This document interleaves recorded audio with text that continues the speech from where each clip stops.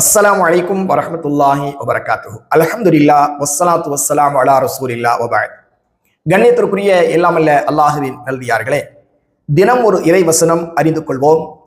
இன்றைக்கு நாம் பார்க்க இருப்பது 17வது அத்தியாயத்தினுடைய 110வது வசனம். அந்த வசனம் என்ன சொல்லுகிறது பாருங்கள்.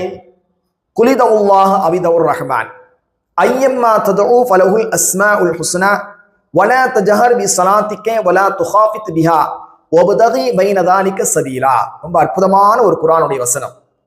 அல்லாஹ் சொல்கின்றான், குலிதவுல்லாஹ் அவிதவுர் ரஹ்மான், நீங்கள் அவனை அந்த அல்லாஹுவை அல்லாஹ் என்று அழையுங்கள் அல்லது அர் ரஹ்மான் என்று அழையுங்கள்.